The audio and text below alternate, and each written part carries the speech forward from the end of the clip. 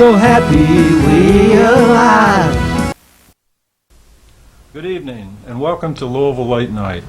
This evening we're at the National Normal Convention in Washington, D.C.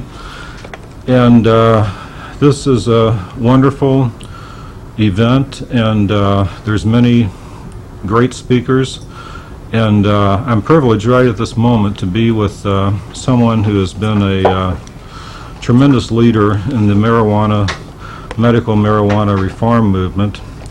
And I really want to make my comments brief here and maximize this opportunity to speak with Dr. Lester Grinspoon. Dr. Grinspoon is a psychiatrist. He's been affiliated with Harvard Medical School for many years, and he wrote a number of books and scientific studies, research papers, and so forth, not the least of which is his text, Medical Marijuana Reconsidered. Marijuana Reconsidered. And then Marijuana, the Forbidden Medicine. Marijuana, the Forbidden Medicine. And without any further ado, I want to introduce you to Dr. Lester Grinspoon. Dr. Grinspoon. Good evening. Thank you for being with us here today. I'm wondering, could you briefly describe to our audience back in Louisville, Kentucky, what your experience has been with the whole issue of medical marijuana?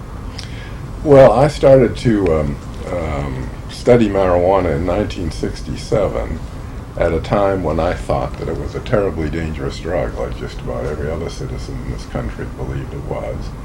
I was amazed when I began to study it to discover that despite my training in science and medicine, I had been brainwashed like every other citizen.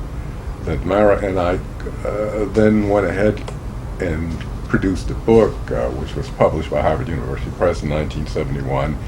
And to make a long story short, I concluded that marijuana, while it was not harmless, was so much less harmful than either alcohol or tobacco that it should not be prohibited.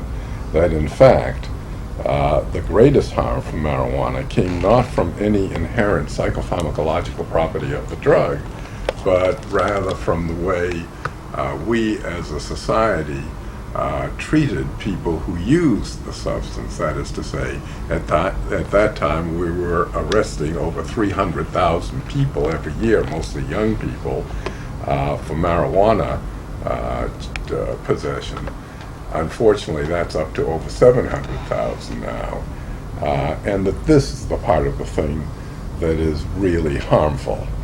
I also, at that time, because I did a thorough review of the research, I discovered, that is to say, I made the personal discovery that it was very useful as a medicine. And I had a personal experience with that in the early 70s when my son, who had acute lymphocytic leukemia and had to get these cancer chemotherapeutic substances which cause such great nausea and vomiting, learned that the only drug that would really halt that pernicious nausea and vomiting was cannabis, and it made his remaining life much easier, and it made it much easier for us. I wondered then, how is it that people don't know about this? There are many people who are suffering this way. And finally, in 1993, I, along with James B. Baccalar, wrote a book, Marijuana, the Forbidden Medicine, which documents not only this usefulness of marijuana, this medical usefulness, but indeed, by the time we got to the second edition in 1997, we were able to list about 30 symptoms and syndromes for which marijuana is at least as useful as conventional medicines, and because it is so remarkably free of toxicity, more useful in many ways. How has your works been received by the scientific community and the medical community in particular? Well, I think at first a lot of resistance, but as everybody knows now, so many people have used marijuana as a medicine that indeed now 9 states have made it legally possible. That is, the states have, the federal government hasn't. But as far as the states are concerned, in those 9 states, people can use marijuana as a medicine. So the initial resistance is certainly becoming less and less so as people get experience with how useful this is as a medicine. So you're hopeful still that progress is being made, that Oh, there's no question about it.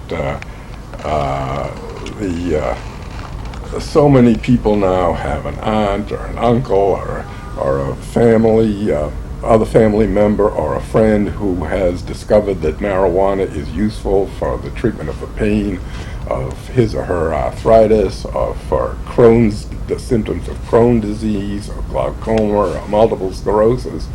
The cat is really out of the bag now.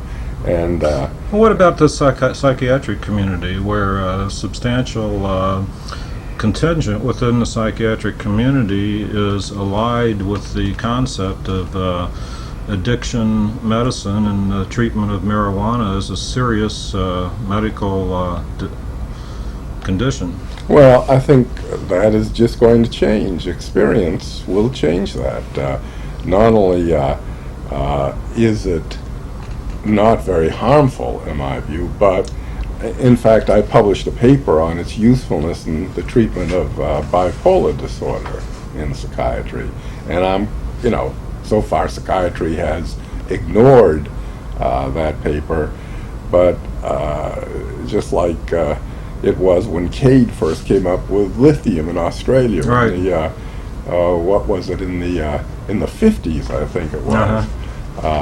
And everybody ignored that, but now, of course, lithium is a mainstay treatment. Right. I am absolutely convinced that eventually psychiatry will recognize that cannabis is useful not just for bipolar disorder, but perhaps for some other possibilities. That's a matter of time. Well, I'm just wondering, do you foresee in the next, can you predict this time? Well, I think it's moving very fast because, if you suffer from a very troublesome disorder like Tourette's syndrome or Crohn's disease, and we don't have such great conventional treatment for some of these things, and you discover that this substance really is really very helpful to you, the therapeutic grapevine travels pretty rapidly. I mean, look what happened in the AIDS community. The folks with AIDS have discovered now that cannabis is so useful to them in fighting the nausea, which is a part of the disease itself, and AZT and all the drugs that they take, that it allows them to eat, and instead of losing weight, many of them are even putting a few pounds on. So and that just traveled like wildfire once the word was out. There are very few people in this country who suffer from AIDS who don't know about cannabis. Similarly, I was in England the last time I was impressed with how many older people with osteoarthritis were discovering that cannabis was much more useful than the NSAIDs, the non-steroidal anti-inflammatory drugs like ibuprofen and so forth, and the toxicity is much less. That's a kind of truth which eventually has to come out.